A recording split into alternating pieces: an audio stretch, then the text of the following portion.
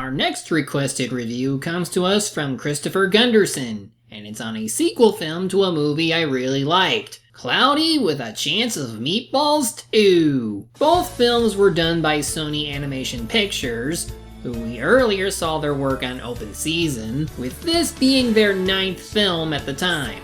The original Cloudy movie, which was based on a 1978 children's book by Judy and Ron Barrett, centered around an eccentric scientist named Flint Lockwood, who wishes to be a great scientist and invents a machine that can turn water into food. Only it gets shot up into the atmosphere, but because of the moisture up there, it can rain down food on the entire island town of Swallow Falls. Cue shenanigans of how food can change the lifestyle of people, some light romance, and when things go wrong, the hero has to save the day. You know, the usual flair in an animated movie. Naturally, the 2009 film has nothing to do with the original plot of the book, as it was just a simple story about a town that naturally has food rain on them. Only when things got bad that they had to move and learn how to be normal people when getting their food. It just takes the concept of a society that adapts to food rain, and then a natural disaster occurs.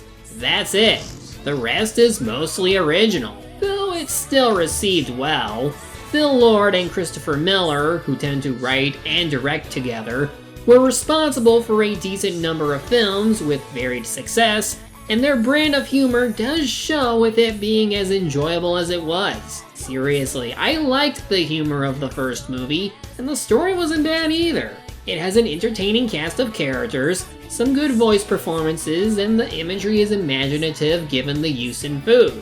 So where does that lead for the 2013 sequel? Well, Phil and Chris would serve as executive producers, as well as provide the concept for the story since it's not based on any book at this point, but otherwise it falls to Cody Cameron to direct the movie, while John Dolly and Jonathan Goldstein, another duo in writing things like Spider-Man Homecoming, providing the screenplay. Also, whereas the first movie has a $100 million budget, this one only has $78 million. Leaving me to wonder if the quality is going to dip or not. Well, given that this is Sony, it's bound to look pretty. But anyway, let's see where this goes. So like before, we start out in childhood mode, but this time we get acquainted to one of Flint Lockwood's inspirations to being a scientist, Chester V. Welcome back, science friends. You know, I have devoted my life to inventing the future. But every dream has a beginning. I still remember my first invention, the humble food bar. Whoa. It was like Chester V was speaking directly to me, using the language of science. Now look at us. Our new food bar XL with flavor crystals. Still making people happy after all these years. If you can't tell, I really love the animation of this movie. Sony Animation Pictures definitely knows how to make things fluid and well polished, and provide different styles that remind me of 90s animation, particularly when it comes to still shots of magazines or other unique instances of needing a different art style. Their films are also written like they're one long cartoon, which isn't always bad. It just depends on the kind of humor and story they have going, and it doesn't always gel well with everyone given the repeated formula. Still, doesn't hurt to have a little fun with their take on food, as this film will show, and Chester does help things along given his role in the movie. So the inspiration from a self-absorbed scientist is what drives a short recap of the first movie from Flint, who, like most characters from the first movie, has Bill Hader reprising his role. Other reprisals include Anna Faris as Sam Sparks, James Caan as Flint's father Tim, Benjamin Bratt as Manny, and Andy Samberg as Brent. The only one of note not returning was Mr. T, who voiced Officer Earl. But we got someone just as good. Wait your turn, fancy pants. Flint Lockwood and Sam Sparks. And Steve too. Hey, where's my coffee? Coffee? I'm not a barista. I'm a policeman. Let's ride. I love you, Terry Crews. Only differences with this recap versus how the first movie ended is the retcon they put in where we see Flint's machine, no, I am not going to try naming it as it was, as I will fail at it, falling back onto the island before seemingly shutting down. Also, whereas the ending had Flint and Tim reconciling before Flint and Sam kissed, here it seems like they're kissing for the first time, but Flint isn't dirty anymore, and then Tim is like, You made me very proud, son. Also, the two and their friends are coming up with a place for the two to work. It's kinda cute given these two. This could be our future.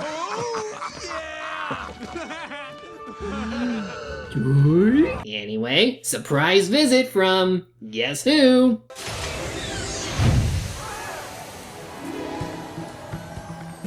Greetings, friends, and namaste. Whoa, is that Chester V? mustache? Please have some humanitarian aid as a gesture of our goodwill. Will Fort, who voiced Abe Lincoln in Clone High, yet is playing a character who looks similar to Gandhi. Chester is apparently so smart he created holograms of himself, and with the permission of the UN, are helping in removing the leftover food that devastated the world, as well as clean up Swallow Falls. Though everyone has to leave, not that they could live here anyway, they are to be relocated to San Fran Jose, California. Which might just be San Francisco, so why bother? And Flint is offered to work at Chester's company, with permission from his friends since they're supportive of him. This is a once-in-a-lifetime opportunity. We're all behind you. Are you guys sure? Sure. This is the best day ever! Sir, I've taken care of everything. The locals have been evacuated. Splendid. And the inventor? Oh, he took the job. Outstanding.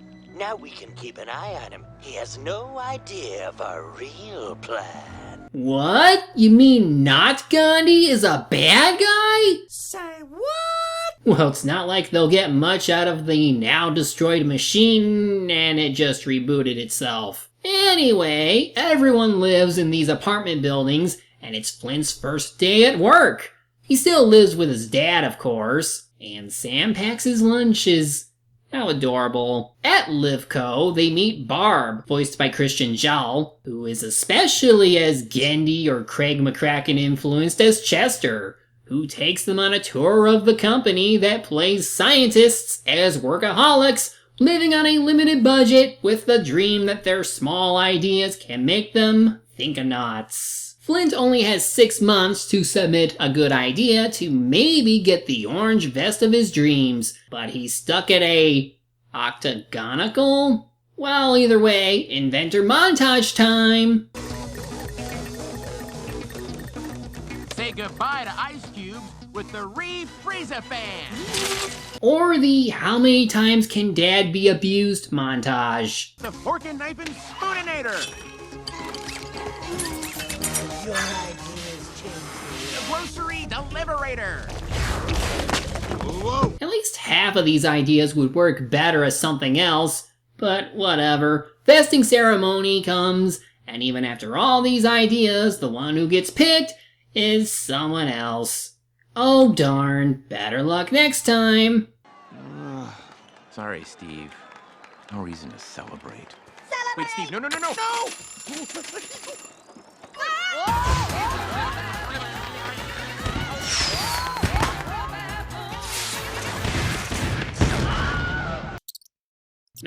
Nope, not doing that again.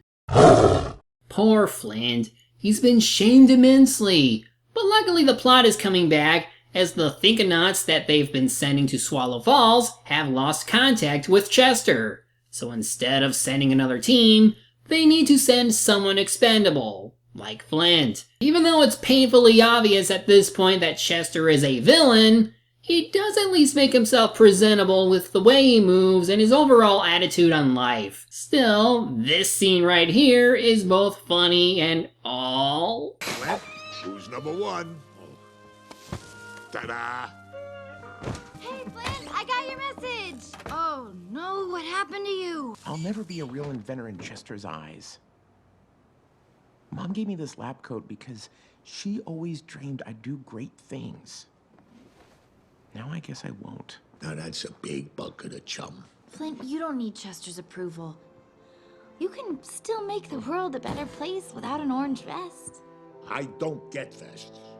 Is it winter on your torso and summer on your arms? Now, one thing that's kind of a bummer is with Tim. His development isn't as good here as it was in the first movie, since there, he was like an old-timer who wants the best for his son, but doesn't know how and tends to speak in fisherman lingo, so his way of conveying feelings doesn't reach him that much. Here, it's kind of a continuation of the end scene of the first movie, but also a slight reset, because he still wants to bond with him through fishing, but he tends to get left behind often. It'll become more apparent soon enough, since right now, Flint won't go back to the island with him. In any case, he gets a visit from Barb, saying that Chester wants to see him, and they go back to his workplace with...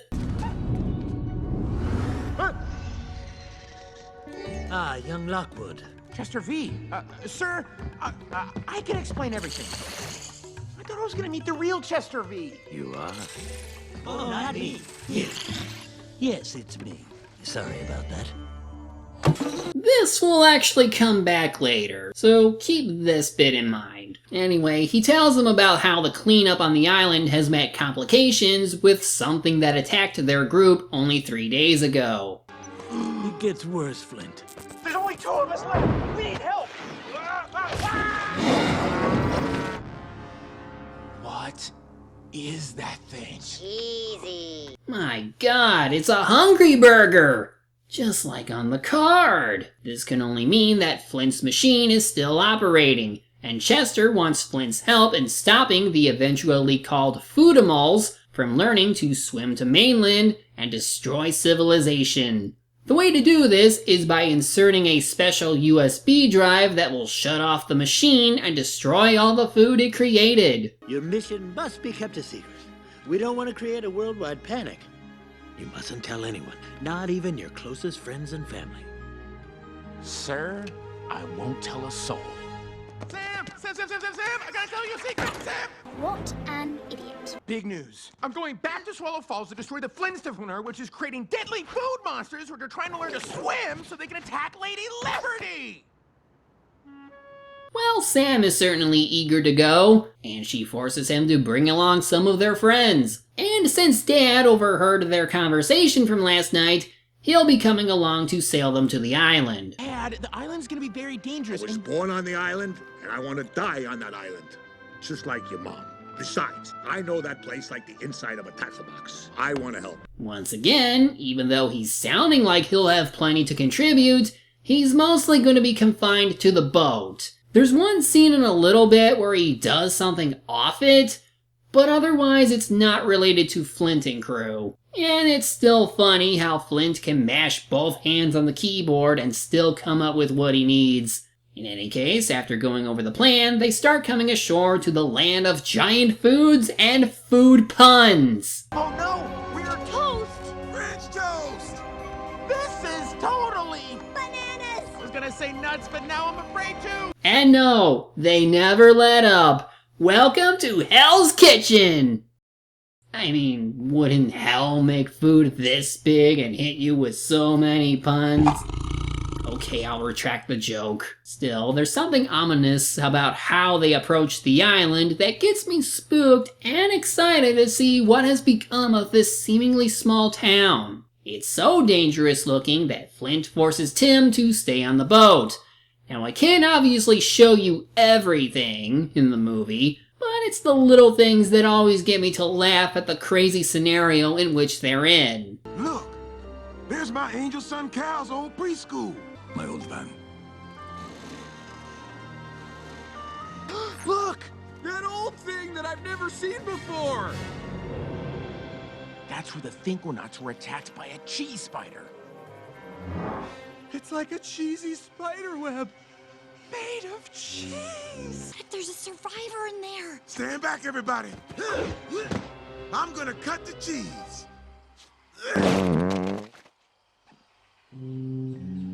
That was the cheese. Then there's at least one of those jokes. And And now the reveal of our mascot character! Or at least the one that shows up on the box art.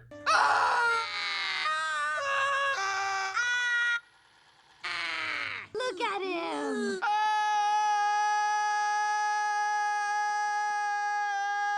Perfect. I also love how even the strawberry is like, eh? When he doesn't stop screaming. Like, dude, I know the cheese spider might be a threat, but look at this thing! It's cute! Of course, he also has to be mischievous as he steals the USB drive, eats it, after making some noises to Flint, and runs away for a very brief chase sequence. Into a reveal!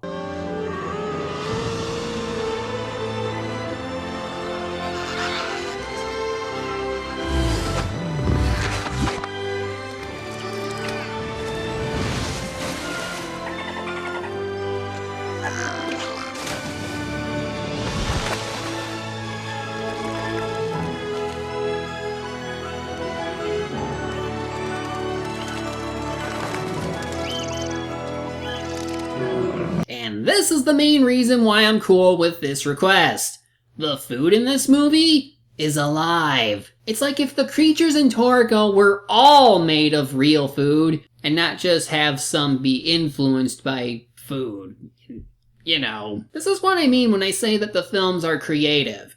Taking various parts of food, like seeds for teeth, butter for a tongue, or just mix and match food, that often go well together to create food variations of real-life animals. They're Foodimals, as I mentioned, and they dominate this land. And I love how they name some of them. Shrimp! They look like chimpanzees. Shrimpanzees! Those are some tasty-looking jellyfish. Oh, what's that one over there? That's just a tomato. Say what you want about the story. I'll just say right now that due to how Flint is handled, it's not quite as fulfilling or meaningful as the first movie. But damn, do they know how to present themselves. And it goes to show that simple design work can work well in any format, so long as you know what to do with it. Even though they don't know how the machine could program itself to do all this, Sam and the others are more interested in telling the world about it. But of course, Chester doesn't want them to tell anyone, and explicitly says he'll separate Flint from his friends with help from Barb, who will of course deal with Sam. Going back to our heroes, we do see the giant cheese spider, and learn that it can see the backpacks from Livco. What could that mean? It gives chase after them because of the backpacks.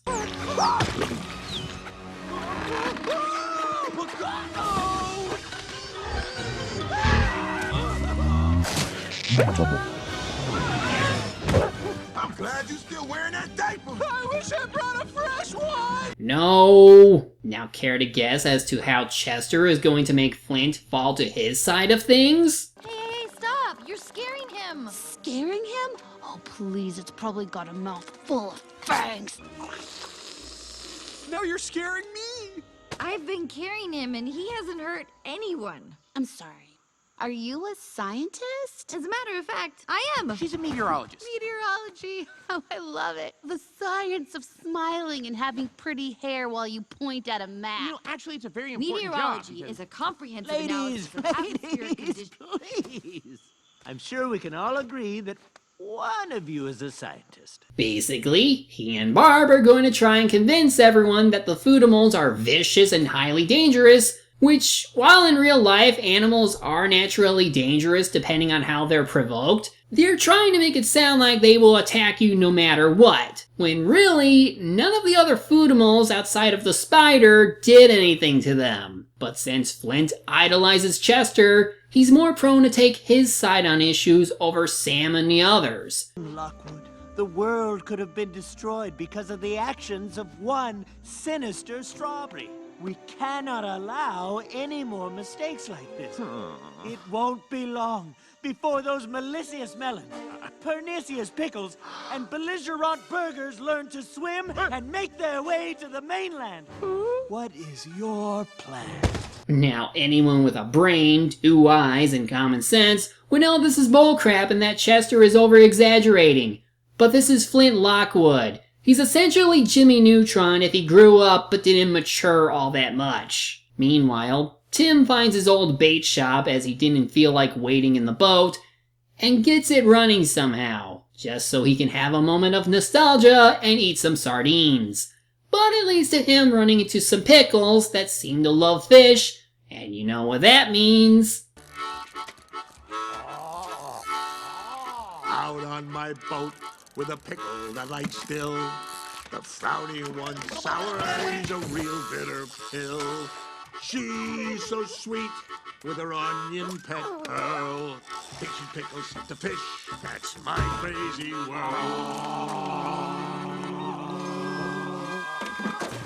Tell you, if only Flint liked fishing as much as you guys. And that's more or less what he does while the plot goes on for a while. Not contributing to anything other than wishing Flint was here. Speaking of, they find the lab, but it's dangling to a point where it can fall any time if too many people go in. So Flint, Chester, Sam, and their animal companions go up there. It's here that one neat dynamic between Flint and Chester occurs, where it almost seems like Chester encourages him to think of solutions, while also learning that they're not too different, as they both made wedgie-proof underwear during their childhood. How do you expect us to get the hard drive with all that electrified water? We dango! Come, Lockwood, give the monkey your underpants. Well, that's something I thought I'd never hear. Or find funny, but there you go. Like, it's during this we learn that Chester got bullied during his childhood and harbors a grudge against people like them, which is what makes him the way he is today. It's their way of adding some depth to him and try to get Flint to sympathize with him and act similar to him. Especially since here he's trying to get him to go against Brent, who was once a bully to him. Hey Flint, want to try some of this special stew? I saved you a bowl. It's killer! Killer stew. No!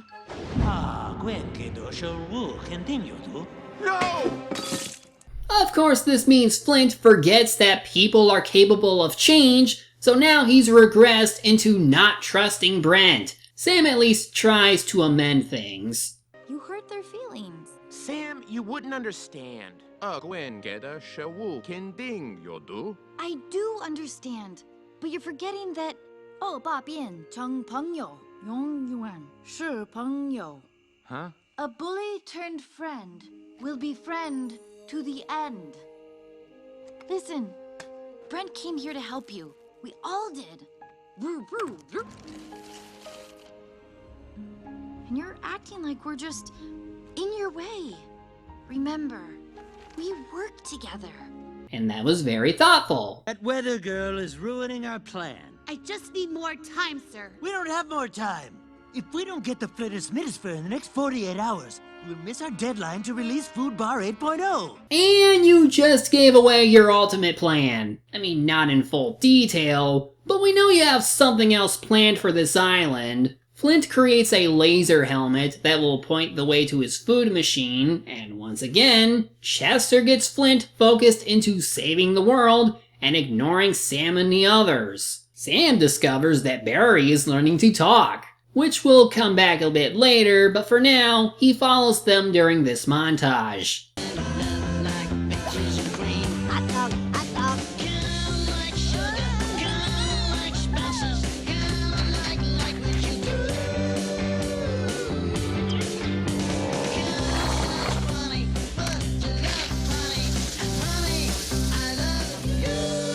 Oh, and if you thought the cheese spider was bad, wait until you meet...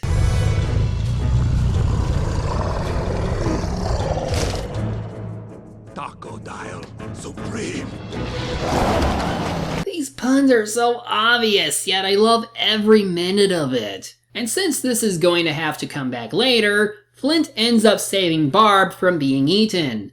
+1 friendship point for them, but soon enough, Sam begins to notice something about this taco.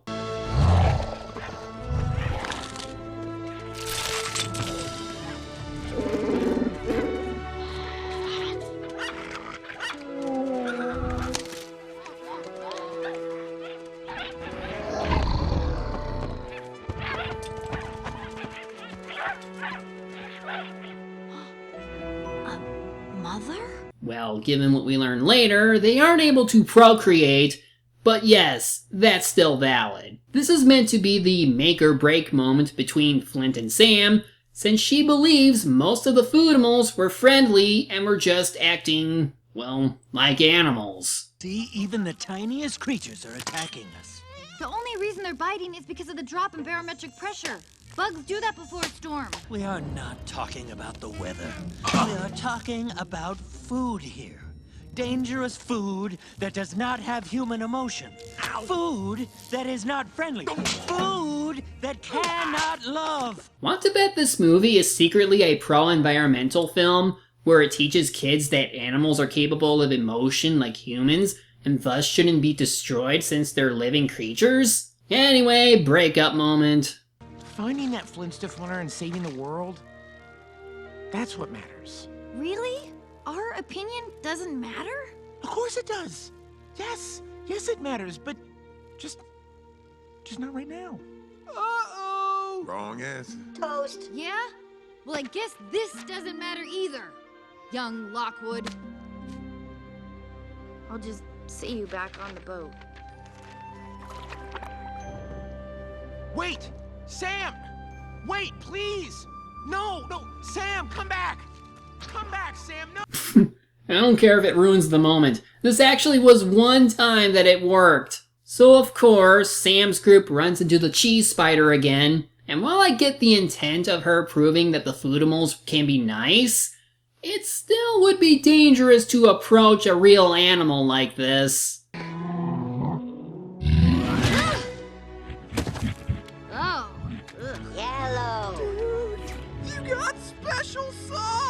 Insert your own disgusting masturbation joke here. Naturally, the only reason this thing attacked them in the first place was because of the Livco gear. And when you flip live around, it spells evil.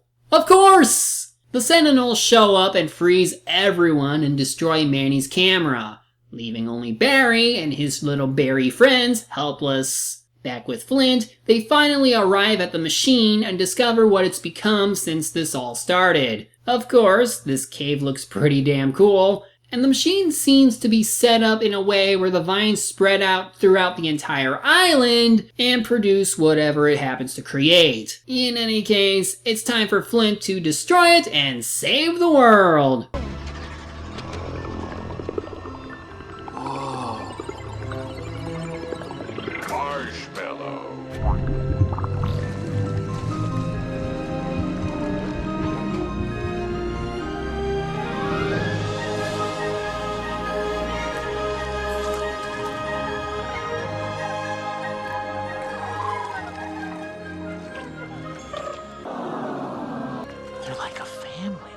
And it took him till Marshmallows to see that what Sam said was right, and when he tries to confront Chester over this, they have a bit of a squabble. No!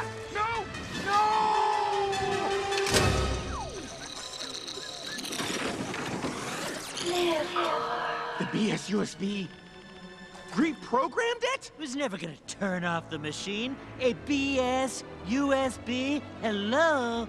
Your machine is what I wanted all along. I mean, why would you? With your technology so advanced, you could somehow use them to your advantage. And, typical villain that he is, he shoves Flint off the cliff since he no longer needs him. What follows is a pretty worrisome moment, since without the machine, the island can no longer produce Foodimals, and watching the heart of the island shut down like this is pretty saddening. Made worse now that Livco is starting to round up all the Foodimals they can, and taking them to some factory. We will get out of here! Steve?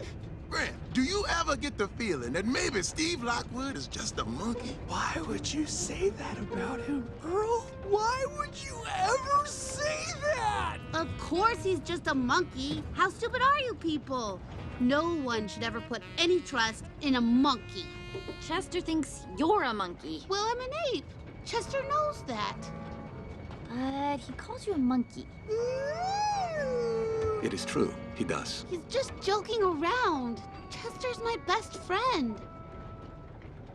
If Chester was really your friend, would he still call you a monkey? Barb's in denial that Chester doesn't take her seriously as a friend. This is just one step for her to realizing that the people she had to put up with might actually be better than the walking, talking noodle man with a brain who keeps calling her a monkey. With the help of the remaining Foodimals, Flint gets taken to Tim and tells him the bad news, and how it's all his fault he didn't listen to his friends. My friends tried to tell me they were good, but I didn't listen. Everything I touch just gets ruined. And no, it doesn't lead to Tim saying anything about his inventing. Instead, Barry shows up to tell Flint where Sam and the others are, and at this point it's apparent that some of the Foodimals are smart enough to create their own little society and creations that let them call others. They're evolving rather quickly.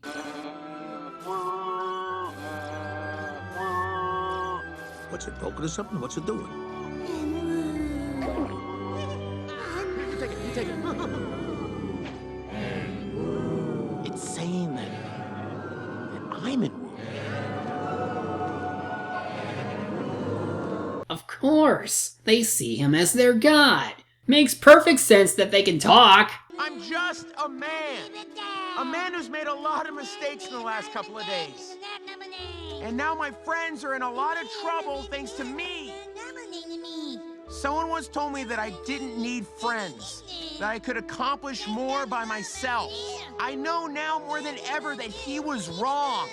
We need all the friends we can get, and I need your help. All of you. Fruits, vegetables, and meat. I need you to help me to get into that factory, save our friends, and get our home back. Well, at long last, Tim gets to actually do something, as he says he can fling him up there, like throwing a fishing line. With Flint's help, they create a fishing rod large enough to do the job. It took them long enough, but at least Tim gets to do something cool by showing his expertise in fishing to fling his son to the factory.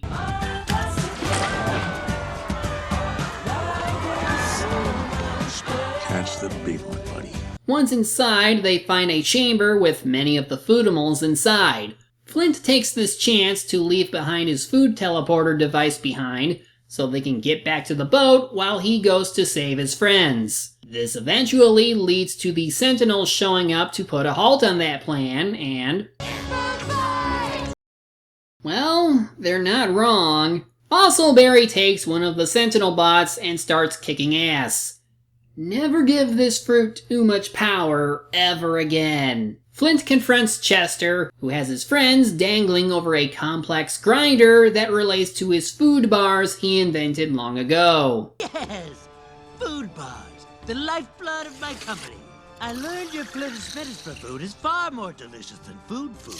So using your Foodimals as ingredients would make my product super delicious. I had to add your invention.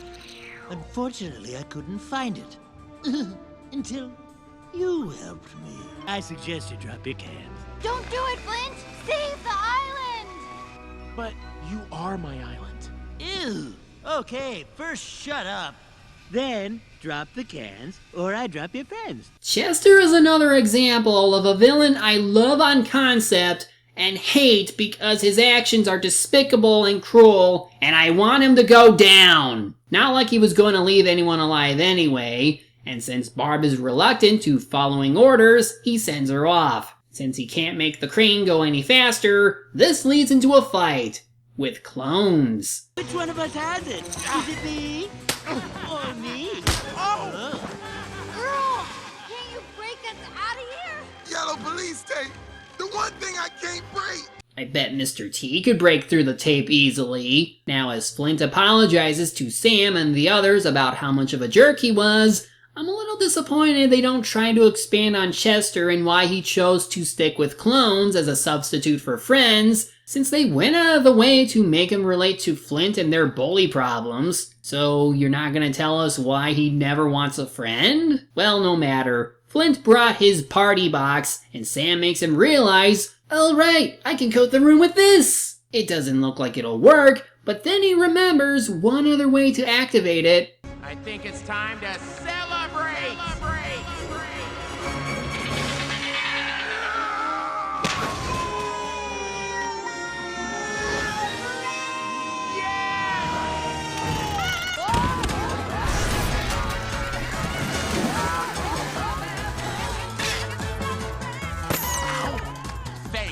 partner. Chester starts to make a break for it and takes the machine with him, but gets cornered by everybody. He thinks Barb will save him, but him calling her a monkey pushes her over the edge and she steals the machine back.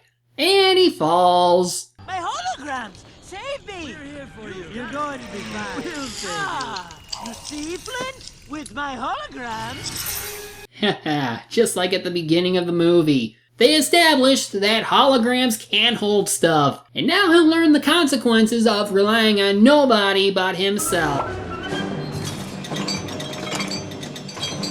Or that'll happen. What the hell is with that vest? I saved myself.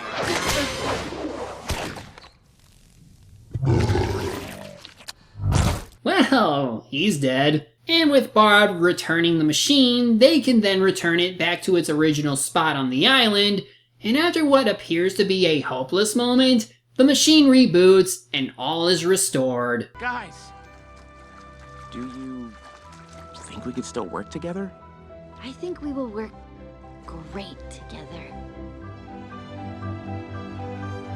And even Barb gets accepted into the friendship circle. Only one thing left to do. Actually go fishing with Dad. It took them a movie to do it, but they're finally together. Whoa, whoa, whoa, whoa, whoa. You got a live one. Now, reel him in, Flint. Easy. That's it. Steady, steady. Ooh, he's a fighter. I got one! I got one, Dad! Well, at least he's happy. Sam! Guys! I caught my first fish! Way to go, Flint! Flint Lockwood, you are a fisherman. Happy. Hey, look, rainbow!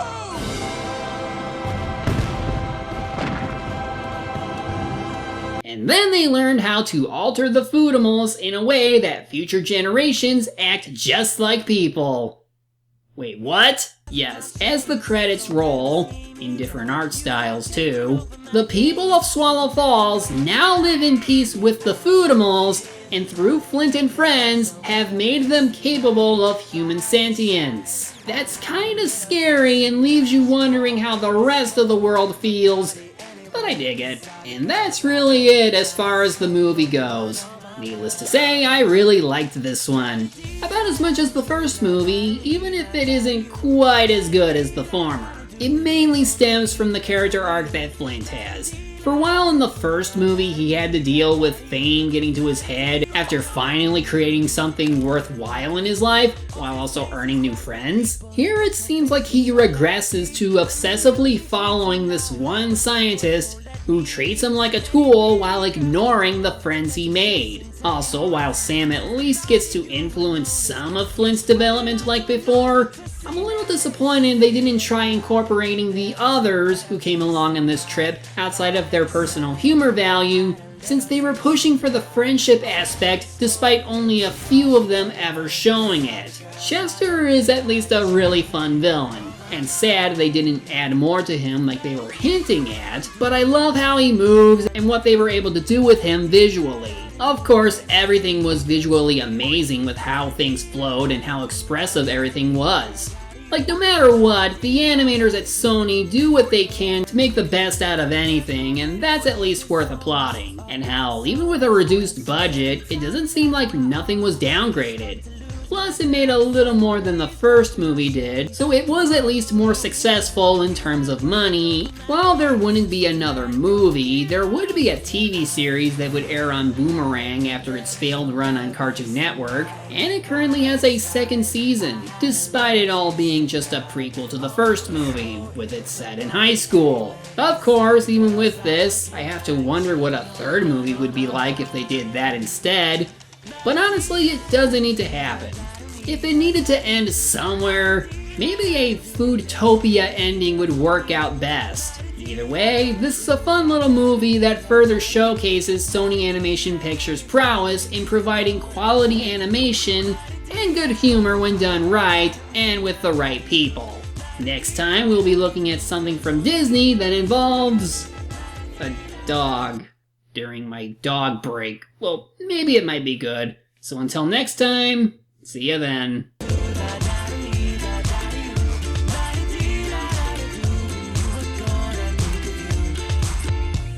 pretend the night is so beautiful. Take a photo with the bros. Boxwood is gonna need some security. And I can be your mascot! And I can be your dad. There are many ways in which I can help. Oh, can't forget you, lab partner. Steve! Where'd he get the brown crayon?